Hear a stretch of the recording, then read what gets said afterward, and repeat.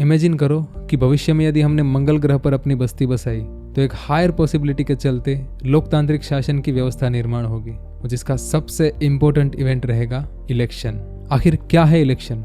Democracy जिंदा है इसका सबूत हमारे लोकतंत्र का सबसे बड़ा त्योहार जो हर 5 साल में आता रहता है, या फिर gender, wealth, occupation, religion, caste और साक्षरता के बंधनों से परे देश के नागरिक को उसका लोकतांत्रिक अधिकार देने का सुनहरा अवसर। अगला सवाल, लोकतंत्र क्या है?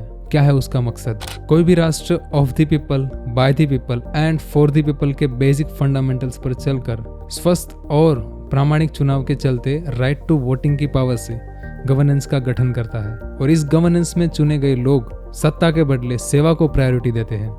यही है लोकतंत्र का असली मकसद। ये तो थी डेमोक्रेसी के आइडियल डेफिनेशन, पर प्रैक्टिकली अगर देखें तो क्या ऐसा सच में होता है? नहीं। क्यों? चलिए डिकोड करते हैं with the screen writers opinion.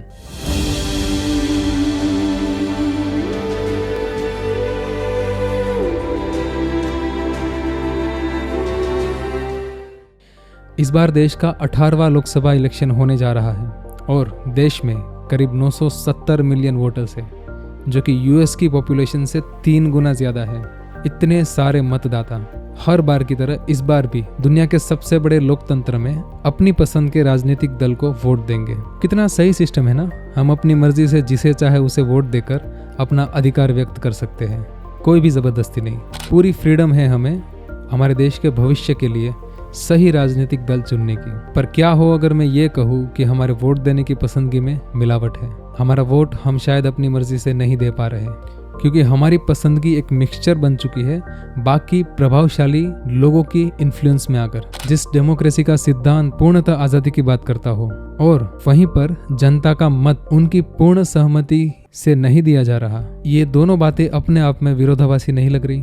तो फिर ऐसी डेमोक्रेसी का मतलब क्या जिसमें जनता की अपने मत पर ही आजादी न हो? इसका सीधा सा जवाब है कि हमारी प्योरली डेमोक्रेटिक कंट्री है ही नहीं।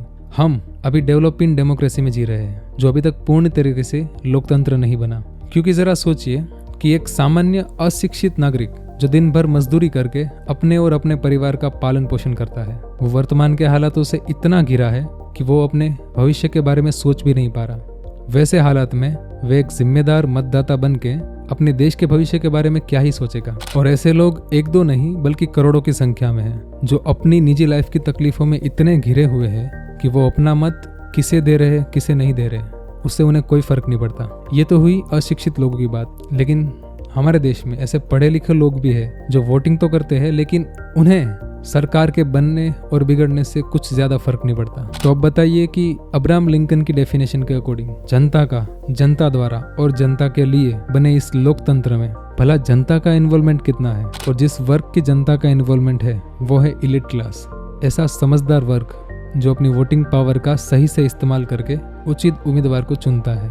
पर इस रियलिटी की भी एक और रियलिटी है कि लाखों करोड़ों बेपरवाह मतदाताओं के आंकड़ों से इस इलिट वर्ग के रिसर्च, एनालिसिस और समझदारी पूर्वक किए गए मतों के आंकड़े 0 के बराबर है। जनता जनार्दन के इस बड़े से समूह में उस समझदार, देश के लिए चिंतित वर्ग की समझदारी का कोई महत्व नहीं।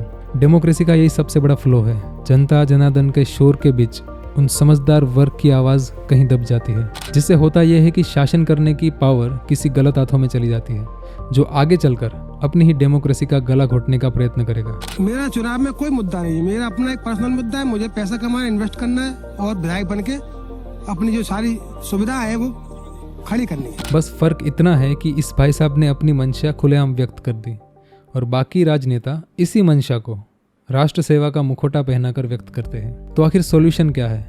बेफिक्र जनता से वोटिंग का अधिकार छीन लेना सॉल्यूशन है? नहीं।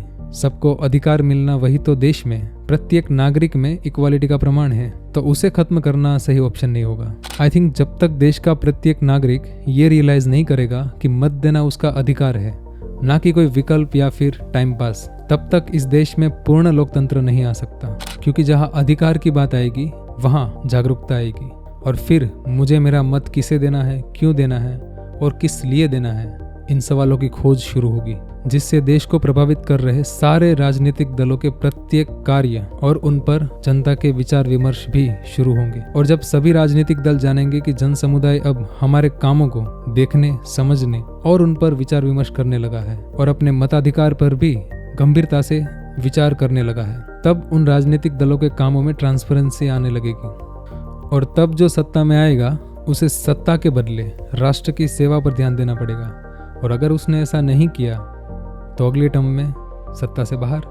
यही तो डेमोक्रेसी का मजा है कि सत्ता में चाहे कोई भी आए, लेकिन पावर रहेगी हमेशा जनता जनार्दन के हाथों में। इन दिनों चुनाव का माहौल है, बस एक बार मेरा मत क्यों, किसे और किस लिए, इस पर गहन विचार करके देखिए। मुझे भरोसा है कि आपका मत किसी भी पार्टी को मिले, लेकिन सरकार बनेगी तो सिर्फ जनता की। बस हमें हमारी डेवलपिंग डेमोक्रेसी को आइडियल डेमोक्रेसी बनाने का लक्ष्य साधना होगा। अगर हमने हमारा लक्ष्य साध लिया और उस दिशा में प्रयत्न भी शुरू कर दिए, तो शुरुआत में जो मंगल ग्रह पर चुनाव की बात निकली थी और जब फ्यूचर में हमारी सिविलाइजेशन वहाँ पर रहने लगेगी, तब एक शासन व्यवस्था के चलते मंगलवासियों को भारत की आइडियल डेमोक्रेटिक गवर्नेंस की याद जरूर आएगी।